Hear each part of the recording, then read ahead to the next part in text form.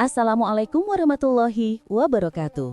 Sahabat beriman, pernahkah Anda membayangkan sebuah kehidupan di mana Anda memiliki segalanya yang didambakan oleh manusia di dunia ini?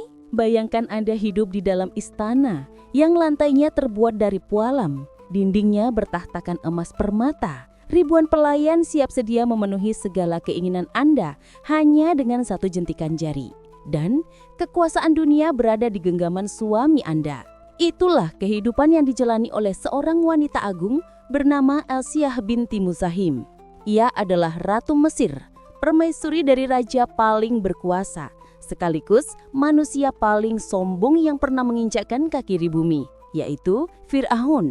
Namun, kisah Elsiah bukanlah kisah tentang kemewahan, bukan pula tentang pesta pora kerajaan. Kisah ini adalah paradoks terbesar dalam sejarah manusia. Bagaimana mungkin istri dari musuh Allah yang terbesar justru menjadi kekasih Allah yang paling mulia? Bagaimana mungkin seorang wanita yang tidur di samping manusia yang mengaku Tuhan justru namanya diabadikan oleh Rasulullah Shallallahu Alaihi Wasallam sebagai salah satu dari 4 wanita terbaik penghuni surga? Di balik gemerlap mahkota Mesir yang ia kenakan, Elsiah menyimpan rahasia keimanan yang ia genggam lebih erat daripada nyawanya sendiri. Ia adalah simbol perlawanan sunyi yang menggetarkan arsy Allah. Ia mengajarkan kita bahwa istana dunia hanyalah penjara jika di dalamnya tidak ada ridho Allah. Dan kematiannya menyakitkan hanyalah gerbang menuju kebebasan abadi. Lantas, bagaimanakah Allah menjaga kesucian Elsiah dari sentuhan Fir'aun yang zalim? Apa rahasia di balik senyuman Elsiah saat batu besar dijatuhkan ke tubuhnya yang sedang disiksa? Dan doa agung apakah yang ia panjatkan hingga Allah langsung menyingkap tirai surga untuknya sebelum nyawanya dicabut? Sebelum kita menyelami samudra hikmah dari kehidupan wanita penghuni surga ini, mari kita luruskan niat untuk menuntut ilmu. Saya mengajak sahabat beriman untuk menekan tombol like sebagai bentuk dukungan agar kisah keteladanan ini menyebar luas ke seluruh penjuru dunia. Tinggalkan komentar positif atau doa terbaik Anda di kolom komentar dan pastikan Anda sudah menekan tombol subscribe agar tidak ketinggalan pembahasan sejarah Islam yang mendalam dan menyentuh hati di video-video selanjutnya. Jika hati dan pikiran Anda sudah siap, mari kita buka lembaran sejarah yang penuh air mata dan cahaya ini. Sahabat beriman, untuk memahami betapa agungnya posisi Elsiah binti Muzahim, kita harus merujuk pada sabda manusia mulia Rasulullah Shallallahu Alaihi Wasallam. Dalam sebuah hadis sahih yang diriwayatkan oleh Imam Ahmad dan At-Tirmizi, Rasulullah membuat sebuah garis imajiner yang memisahkan 4 wanita dari seluruh wanita yang pernah hidup di dunia ini. Beliau bersabda bahwa pemuka wanita ahli surga ada 4, yaitu Maryam binti Imran, Fatimah binti Rasulullah, Khadijah binti Khuwailid, dan Elsiah istri Firaun. Perhatikanlah komposisi nama-nama mulia ini. Maryam adalah wanita suci yang mengabdikan diri di Baitul Maqdis dan tidak bersuami. Fatimah dan Khadijah hidup dalam naungan tarbiyah langsung dari Rasulullah. Namun Elsiah, ia hidup di tengah pusat kekufuran, di dalam rumah tangga yang dipimpin oleh taghut terbesar sepanjang masa. Ini memberikan pelajaran fundamental bagi kita bahwa lingkungan yang buruk tidak bisa dijadikan alasan untuk tidak beriman, dan kedekatan nasab atau hubungan pernikahan dengan orang kafir tidak akan membahayakan iman seseorang selama hatinya terpaut kuat kepada Allah. Kisah tragis namun heroik ini bermula ketika Fir'aun, sang penguasa mutlak tanah Mesir, merasakan kekosongan setelah ditinggal mati oleh istri terdahulunya. Fir'aun yang saat itu merasa dirinya adalah Tuhan di muka bumi, menginginkan pendamping yang sepadan dengan keagungannya. Ia kemudian mendengar tentang kecantikan, kecerdasan, dan kemuliaan nasab seorang putri bernama Elsiah binti Muzahim. Fir'aun pun mengutus menterinya yang licik, Haman, untuk melamar Elsiah. Namun Elsiah bukanlah wanita yang silau oleh harta. Ia tahu betul siapa Fir'aun. Ia tahu kekejaman apa yang telah diperbuat raja itu terhadap Bani Israel. Bagaimana bayi-bayi disembelih dan rakyat ditindas. Maka dengan keteguhan hati, Elsiah menolak lamaran tersebut. Penolakan ini adalah tamparan keras sebagai ego Fir'aun. Bagaimana mungkin ada manusia yang menolak keinginan Tuhan? Murka Fir'aun pun meledak. Ia tidak menggunakan cinta untuk mendapatkan Elsiah, melainkan menggunakan tirani. Pasukan Fir'aun menyeret kedua orang tua Asyah, memenjarakan mereka dan menyiksanya dengan siksaan yang pedih. Fir'aun memberikan pilihan yang sangat sulit kepada Asyah, sebuah buah si malakama, menikah dengannya dan hidup sebagai ratu Mesir, atau menolak dan menyaksikan kedua orang tuanya mati perlahan dalam siksaan yang mengerikan. Asyah dihadapkan pada dilema moral yang menghancurkan hati. Namun sebagai anak yang berbakti, ia memilih untuk mengorbankan dirinya. Ia menerima pinjaman Firaun demi menyelamatkan nyawa kedua orang tuanya. Asyah melangkah masuk ke dalam istana Firaun bukan sebagai pengantin yang berbahagia, melainkan sebagai tawanan dalam sangkar emas yang megah. Jiwanya menangis, namun ia pasrahkan perlindungan dirinya kepada Zat yang Maha Kuasa. Disinilah sahabat beriman, kita melihat bentuk perlindungan Allah yang sangat ajaib dan detail terhadap hambanya yang sholihah. Banyak orang bertanya, bagaimana mungkin wanita sesuci Asyah menjadi istri dan disentuh oleh manusia yang senajis Fir'aun? Para ahli tafsir dan ulama sejarah seperti yang dikutip dalam beberapa riwayat tafsir menjelaskan sebuah karomah atau kemuliaan yang Allah berikan khusus untuk Asyah. Allah Subhanahu wa Ta'ala menjaga kesucian Asyah dengan cara yang di luar nalar manusia. Disebutkan bahwa setiap Fir'aun memiliki hasad kepada Asyah dan hendak mendatangi kamarnya. Allah memerintahkan jin atau makhluk gaib untuk menyerupai rupa Asyah. Sementara Asyah yang asli dibuat tertidur lelap atau dijauhkan dari pandangan Fir'aun tanpa ia sadari. Fir'aun dengan segala kesombongannya yang merasa bisa menguasai dunia, ternyata tertipu di dalam kamar tidurnya sendiri. Ia merasa sedang bersama Asyah, padahal ia tidak pernah menyentuh kulit wanita penghuni surga itu sedikit pun. Tubuh Asyah haram disentuh oleh musuh Allah. Ini adalah bukti bahwa jika seseorang menjaga Allah, maka Allah akan menjaganya, bahkan dalam situasi yang paling mustahil sekalipun. Tahun demi tahun berlalu dalam kesunyian istana. Asyah menjalani peran ganda yang sangat berat. Di luar, ia adalah ratu yang dihormati. Namun di dalam hatinya, ia adalah hamba Allah yang menyembunyikan keimanan atau taqiyah. Allah kemudian mengirimkan penghibur bagi hati Asyah melalui skenario yang indah, yaitu kehadiran bayi Musa. Ketika peti yang membawa bayi Musa tertampar di aliran sungai Nil yang masuk ke dalam istana, Asyah adalah orang pertama yang melihatnya. Saat ia menatap wajah bayi Musa yang bercahaya, Allah menanamkan rasa cinta yang sangat dalam di hati Asyah. Fir'aun yang melihat bayi laki-laki dari Bani Israel itu berniat membunuhnya. Namun Asyah pasang badan. Ia membujuk Fir'aun dengan kalimat yang diabadikan dalam Al-Quran surah Al-Qasas ayat 9. Ia adalah penyejuk mata bagiku dan bagimu. Janganlah kamu membunuhnya. Mudah-mudahan ia bermanfaat kepada kita atau kita ambil ia menjadi anak. Ucapan Asyah ini menjadi takdir. Musa benar-benar menjadi penyejuk mata bagi Asyah di dunia dan akhirat. Karena melalui ajaran Musa lah Asyah menemukan jalan kebenaran. Namun bagi Fir'aun, Musa menjadi sumber kehancuran dan kesedihan, persis seperti prasangka masing-masing.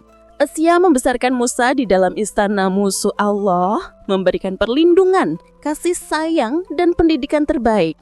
Ketika Musa diangkat menjadi nabi dan mulai mendakwahkan tauhid menentang Fir'aun yang mengaku Tuhan, Asyah adalah salah satu orang pertama yang meyakini kebenaran yang dibawa anak angkatnya itu.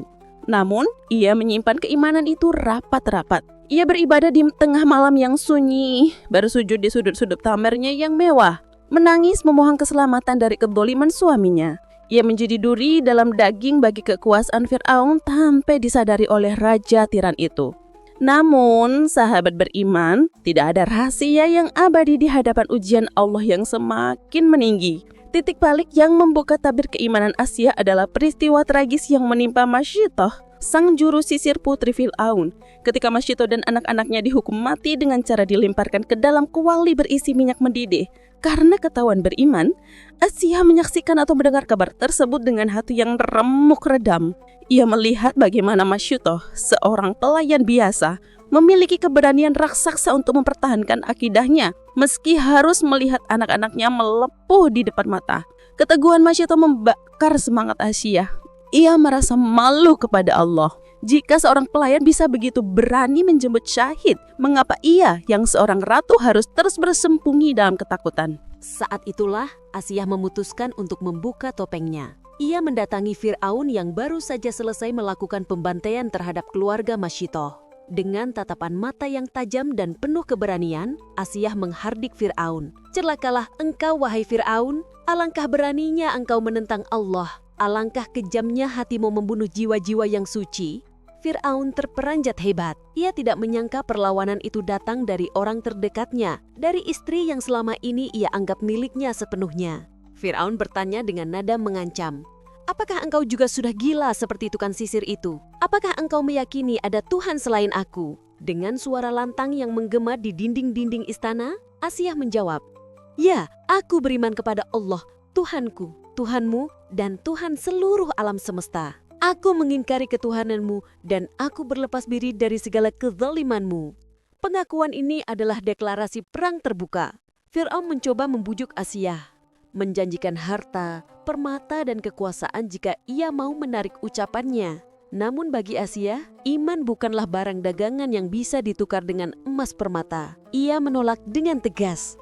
Fir'aun yang putus asa dan murka akhirnya mengumpulkan para pejabat dan ibunya. Ia menceritakan pengkhianatan Asiyah. Para pengasihat iblis di sekeliling Fir'aun menyarankan hukuman mati untuk memberikan contoh kepada rakyat. Fir'aun pun setuju. Ia memerintahkan agar Asiyah dibawa ke tengah padang pasir yang tandus, di bawah terik matahari Mesir yang membakar kulit. Inilah puncak ujian cinta seorang hamba kepada Tuhannya. Asiyah, sang ratu yang kulitnya halus dan terbiasa dengan kesejukan kipas istana, kini diikat pada 4 pasak besi yang ditancapkan ke tanah. Posisi ini membuat tubuhnya teregang, tidak bisa bergerak sedikit pun. Al-Quran merekam kekejaman Fir'aun ini dengan julukan Fir'aun Dul Autad, yang merujuk pada metode penyiksaannya yang sadis. Di bawah sengatan matahari yang semakin memanggang, Fir'aun memerintahkan Al-Gojo untuk mencambuk tubuh istrinya sendiri. Setiap kali cambuk mendarah di kulitnya, Fir'aun bertanya, "Apakah engkau menarik ucapanmu?" Dan setiap kali itu pula, Asiyah menjawab dengan lirih namun tegas, "Tidak." Fir'aun semakin kehilangan akal. Ia memerintahkan agar sebuah batu besar disiapkan. Batu itu akan dijatuhkan dari ketinggian tepat ke atas tubuh Asiyah untuk meremukkan tulang-tulangnya dan mengakhiri hidupnya jika ia tetap tidak mau murtad. Di detik-detik yang sangat kritis itu, ketika rasa sakit fisik mencapai puncaknya, ketika darah membasahi pasir, dan ketika bayang-bayang kematian sudah di pelupuk mata, Asiyah tidak berteriak memohon ampun kepada Fir'aun. Ia tidak meminta dikembalikan ke istana. Ia justru menengadahkan wajahnya ke langit, menembus batas-batas dunia, dan memanjatkan sebuah doa yang sangat agung. Doa ini begitu indah dan penuh makna, sehingga Allah mengabadikannya di dalam Al-Quran surat At-Tahrim ayat 11. وَضَرَبَ اللَّهُ مَثَلًا لِلَّذِينَ آمَنُوا امْرَأَتَ فِرْعَوْنَ إِذْ قَالَتْ رَبِّ ابْنِ لِي عِندَكَ بَيْتًا فِي الْفِرْدَوْسِ وَنَجِّنِي مِنْ فِرْعَوْنَ وَعَمَلِهِ وَنَجِّنِي مِنَ الْقَوْمِ الظَّالِمِينَ. Dan Allah membuat istri Fir'aun perumpamaan bagi orang-orang yang beriman. Ketika ia berkata, "Ya Robku, bangunlah untukku sebuah rumah di sisimu dalam Firdaus, dan selamatkanlah aku dari Fir'aun dan perbuatannya, dan selamatkanlah aku dari kaum yang zalim." Sahabat beriman, mari kita renungkan doa ini dengan seksama. Para ulama tafsir seperti Ibnu Katsir dan Al-Qurtubi memberikan catatan yang sangat mendalam. Perhatikan urutan permintaan Asiyah. Ia berkata indaka terlebih dahulu, baru kemudian baitan atau sebuah rumah. Asiyah memilih tetangga sebelum memilih rumah atau aljar qobladar. Ia tidak sekedar meminta surga dengan segala kenikmatan bidadari, sungai, atau buah-buahan. Tidak, yang ia minta adalah kedekatan dengan Allah. Ia ingin berada di sisi Allah. Mengapa? Karena selama hidup di dunia, Asiyah merasakan penderitaan batin yang luar biasa akibat hidup bertetangga dan serumah dengan musuh Allah. Ia merasa kesepian dalam keramaian istana. Maka obat dari kesepian itu bukanlah sekedar rumah mewah di surga, melainkan kedekatan dengan Sang Pencipta. Ia ingin rumah di sisi Allah agar ia merasa aman, merasa tenang dan terbebas dari segala ketakutan yang menghantuinya selama di dunia. Seketika itu juga, hijab-hijab langit tersingkap. Allah Subhanahu wa Ta'ala langsung mengabulkan doa kekasihnya itu saat itu juga. Di tengah penyiksaan yang brutal itu, Allah memperlihatkan kepada Asiyah bangunan istananya di dalam surga yang terbuat dari mutiara putih yang berkilauan. Asyah melihat para malaikat menyambutnya. Ia melihat keindahan yang belum pernah dilihat mata manusia. Dan ia merasakan hawa surga yang sejuk menerpa wajahnya. Melihat pemandangan yang begitu menakjubkan itu, rasa sakit di tubuhnya seolah dicabut. Pukulan dan panas matahari tidak lagi ia rasakan. Di momen itulah sebuah keajaiban terjadi. Asyah tersenyum. Ia tertawa bahagia. Di saat tubuhnya hancur disiksa, jiwanya justru sedang melayang bahagia menyaksikan tempat kembalinya. Fir'aun yang melihat istrinya tertawa di ambang kematian menjadi bingung dan ketakutan. Ia berkata kepada pasukannya, "Lihatlah wanita gila ini, kita menyiksanya, mematahkan tulang-tulangnya, tapi dia malah tertawa, dia benar-benar sudah gila." Fir'aun tidak tahu dan tidak akan pernah paham bahwa Asyah sedang mempertawakan kebodohan Fir'aun. Fir'aun merasa ia berkuasa karena bisa menyakiti tubuh Asyah yang fana, padahal Fir'aun justru sedang mempercepat pertemuan Asyah dengan kekasih sejatinya, Allah Subhanahu wa Ta'ala. Fir'aun merasa menang, padahal ia kalah telak. Ia kehilangan istrinya, kehilangan wibawanya, dan kelak akan kehilangan kerajaannya. Tepat ketika Al-Goju menjatuhkan batu besar itu untuk menghantam tubuh Asyah. Riwayat menyebutkan bahwa Allah Subhanahu wa Ta'ala telah memerintahkan malaikat maut untuk mencabut nyawa Asyah dengan lembut beberapa detik sebelum batu itu menyentuh fisiknya. Sehingga Asyah tidak merasakan sakitnya hantaman batu tersebut.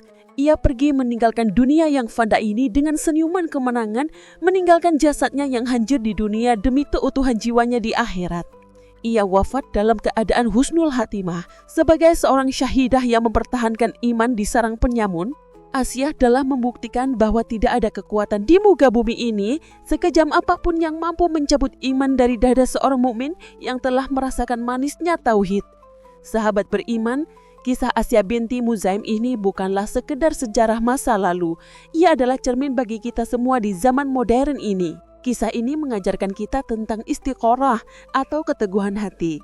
Banyak dari kita yang mungkin merasa berat menjalankan syariat Islam karena takut dikucilkan teman, takut kehilangan pekerjaan, atau takut dianggap asing oleh keluarga. Namun, bandingkanlah ujian kita dengan ujian Asyah. Kita tidak diancam dengan kuali minyak panas, kita tidak diikat di padang pasir di bawah terik matahari, dan kita tidak memiliki suami yang mengaku Tuhan yang siap membunuh kita kapan saja. Jika Asyah yang sendirian, wanita lemah di tengah kekuasaan militer terkuat saat itu, mampu mempertahankan imannya, lantas apa alasan kita untuk menggadaikan iman kita demi sedikit kesenangan dunia? Asyah juga mengajarkan kita tentang prioritas hidup. Ia adalah ratu yang memiliki akses tanpa batas terhadap kekayaan dunia. Namun ia memandang semua itu rendah dibandingkan sepetak rumah di sisi Allah. Ia mengajarkan kita untuk menjadi manusia yang visioner, yang pandangannya menembus batas dunia yang fana menuju akhirat yang kekal. Ia memilih menderita sebentar di dunia demi bahagia selamanya di akhirat daripada bahagia sebentar di dunia dalam kekufuran dan menderita selamanya di neraka. Dan yang terakhir, Asyah adalah simbol harapan bagi siapa saja yang merasa terjebak dalam lingkungan yang buruk. Kisahnya memberi pesan, dimanapun kamu berada, bahkan jika kamu berada di rumah Fir'aun sekalipun, kamu tetap bisa menjadi hamba Allah yang taat jika hatimu kuat. Allah tidak menilai di mana kita tinggal, tapi Allah menilai kepada siapa hati kita terpaut. Semoga Allah Subhanahu wa Ta'ala meneguhkan hati kita di atas agamanya, sebagaimana Ia meneguhkan hati Asyah binti Muzaim. Semoga Allah mengumpulkan kita semua kelak di dalam surganya bertetangga dengan para nabi, siddiqin, syuhada, dan solihin. Dan semoga bagi para wanita muslimah yang sedang diuji dengan beratnya kehidupan rumah tangga atau lingkungan, kisah Asyah ini menjadi pelipur lara dan penguat jiwa. Amin ya rabbal alamin. Sahabat beriman, jangan biarkan kisah inspiratif yang penuh air mata ini berhenti hanya di gadget Anda saja. Bagikan video ini sekarang juga ke grup WhatsApp keluarga, teman, dan media sosial Anda. Satu share dari Anda mungkin bisa menjadi hidayah bagi orang lain yang sedang putus asa mempertahankan imannya. Dan itu akan menjadi amal jariah yang pahalanya terus mengalir kepada Anda. Dan bagi Anda yang ingin mengetahui kelanjutan sejarah besar lainnya tentang bagaimana akhir tragis dari sang suami zalim itu, Fir'aun, dan bagaimana Nabi Musa membelah lautan, silahkan klik video yang muncul di layar Anda sekarang ini. Terima kasih telah menyimak hingga akhir, semoga bermanfaat. Wassalamualaikum warahmatullahi wabarakatuh.